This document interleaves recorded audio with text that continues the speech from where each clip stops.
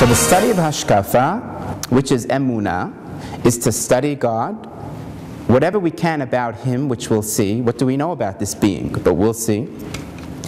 And B, what is His relationship to the world, which will then include me, because I'm part of this world. And this at the end is a totality of Hashkafa, all wrapped up in this one pasuk.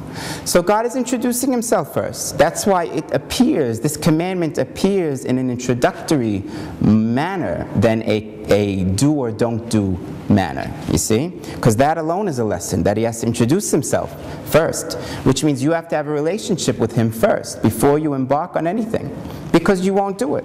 Why do you think most people aren't religious? Because they don't have any relationship with the God. So what do they want? What do they want to do? Why would anyone do anything if they're not feeling something about somebody? Why would they do anything? They won't. So God first says you have to work on a relationship with me. And then you can move on, because otherwise you won't. Okay? Now just imagine just to show how important this is, imagine a guy was going out with a girl, he's already engaged, and he told his father, Dad, I'm going to be engaged. So he says, great, oh, what's the girl's name? And he says, oh, I forgot to ask her.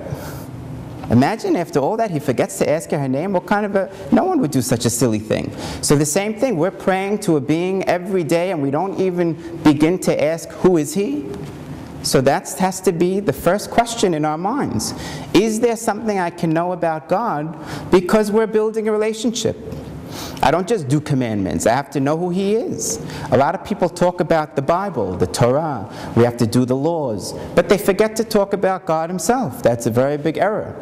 Always include knowing God as part of your ambitions, because that's what He is saying to do. And of course, once you have a relationship, you could then move on to the commands. That would be your motivation.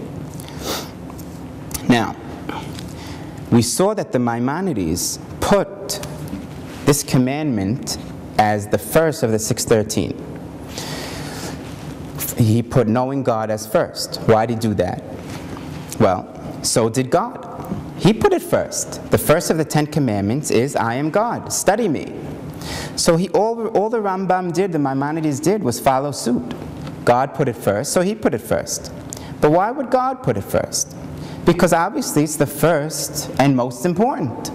So it's not just one of the things that we're supposed to do to study God and His world. It's the most fundamental and first thing that you're supposed to do. That's what I'm trying to impress upon.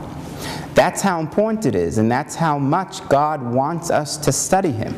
Now, of course, there aren't much classes on the subject, so it's hard for people to study this because most people don't know anything about it.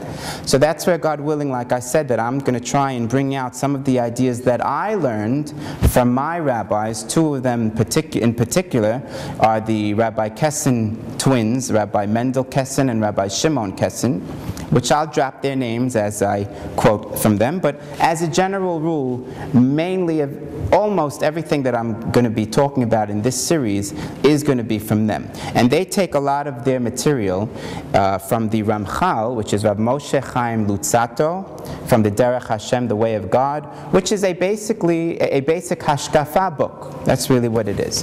Okay, but we'll refer to different things at different times. Now, just another point to show how important it is. If you remember, it says another verse. It says in Devarim Lamed Gimel Dalid, which is Deuteronomy 33, verse 4. It says, Torah tziva lan Moshe. Moshe commanded us the Torah, Marasha Kilat Yaakov, an inheritance to the congregation of Jacob. Okay. Now Torah in Gematria, if you add up the values, Taf is 400, Vav is 6, Resh is 200, and Hey is 5. Okay, if you do that, it's 611. 611, which is Torah, Tziva lanu Moshe. Moshe commanded us. Moshe commanded us 611 mitzvot of that Torah. You see, that's how we're showing from this verse. But I thought there were 613 commandments from the Torah. There are. But Moshe only taught us 611. Why? Because God taught us the other two. Because in Har Sinai, Mount Sinai, God voiced the first 2 commandments. And we couldn't take it, whatever the story was, and we asked Moshe to continue. So we heard 2 straight from God, and the rest from Moshe. So it's a nice gematria from the word Torah that says 6:11 he commanded us, not 6:13, because 2 we got from God. Now what are those 2? It says, Anochi Hashem Elokecha, I am Hashem your God, and you shall not have other gods before me. It's really the negative of the positive. It's really saying the same thing, knowing me and who I'm not. That's really the negative, the inverse of it. So very interesting. If we're saying that the first commandment or first 2 commandments is the commandment of making a relationship with God, he says it himself. Because you don't make a relationship through a third party. That's the proof that it's a relationship mitzvah, commandment, because he's saying it himself, as though to say, we are going to talk now. We are going to have a relationship. So I'll tell you the command. We don't use a third party when you're making a relationship. So not only is the content of the command teaching us something, the manner it was given, or the subject, who was giving it, is teaching us something. You see, the Torah is filled with many gems that teach us different things from different ways of looking at things. So not only its content, it's the subject of the matter is teaching us that God wants a relationship with him. So he'll tell us the first 2 commandments because he's talking to us.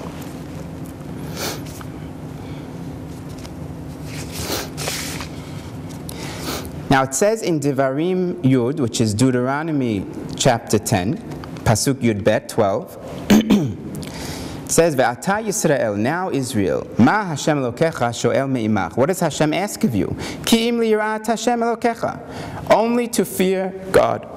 That's what it says. What does God ask from you? That was my beginning question. What does God want from us at the end? To do the laws? Yeah. But the laws really entail, or the first main important law is Ki im li'yirat Hashem, to fear God. Now fear doesn't mean to be afraid of him. Fear really means coming from the word yirah, from the word lir'ot, to see, as I heard once from Rabbi Avigdor Miller. To see, meaning when you see God or you understand him, then you have a fear of him. Not that he's going to punish you so much, although that's part of it, but you feel so much that you don't want to stumble in his presence because of his greatness. Like when a great man comes to town, and you don't want to do the wrong thing in front of him because you're going to feel afraid to mess up. That's really what this fear is. So the more you study God and he's raised in your mind, the more you'll fear him, because as he got larger to you, now your fear aspect gets larger. Okay? And how do you do this? It says, Noah, that he walked with God. It says, Vaytalech Noach im ha'elokim, he walked with God. What does it mean to walk with God? He didn't just walk and where was God? It means he had him in his mind.